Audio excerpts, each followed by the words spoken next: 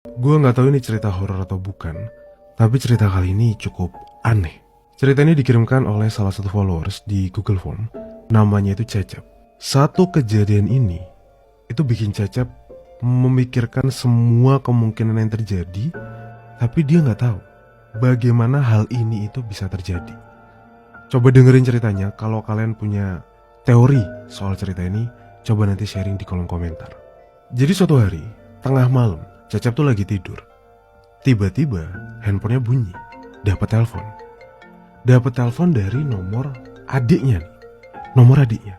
Sedangkan adiknya saat itu lagi di rumah dan posisinya lagi tidur. Diangkat sama Cecep. Dikira adiknya butuh bantuan atau semacamnya. Waktu diangkat teleponnya, itu kedengeran suara berisik.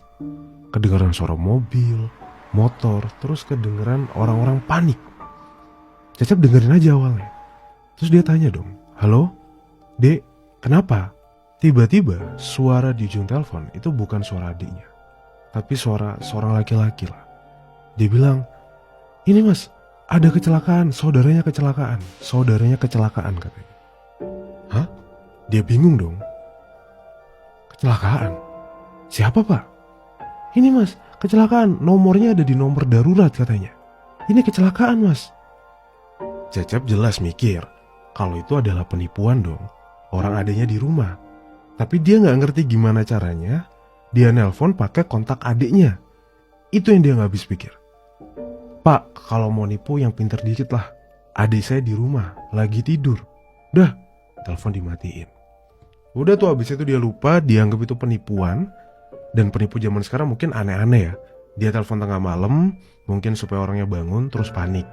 Pikir Cecep saat itu, adalah itu penipuan. Singkat cerita, beberapa bulan kemudian ya, tengah malam, jamnya sama, antara jam 1 setengah 2 pagi lah. Cecep lagi tidur, handphonenya bunyi. Kali ini dari kontak adiknya. Sama nih. Tapi adiknya saat itu lagi gak di rumah. Lagi di luar kota, entah kuliah atau apa gitu. Ada urusan. Diangkat sama Cecep. "Halo dek, kenapa?" Suara yang sama muncul. Suara berisik motor, suara berisik mobil. Dan yang ngomong bukan suara adiknya. Suara laki-laki yang sama. "Mas, saudaranya kecelakaan mas, saudaranya kecelakaan." Hah? "Mas, ini saudaranya kecelakaan mas, nomornya ada di kontak darurat." Kecelakaan? Mau nipu lagi nih, pikir Cecep. Penipuan nih, sama kayak yang waktu itu, Cecep pikirkan.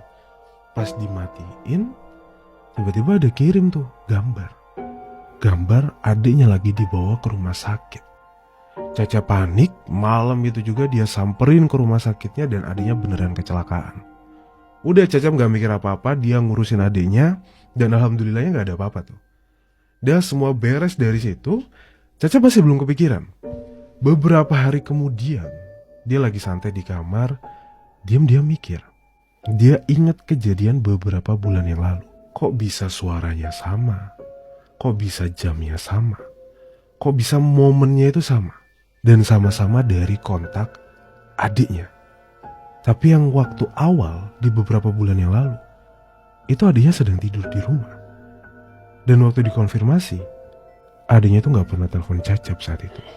Jadi menurut kalian, teori untuk menjelaskan kejadian ini apa? Coba sharing di kolom komentar.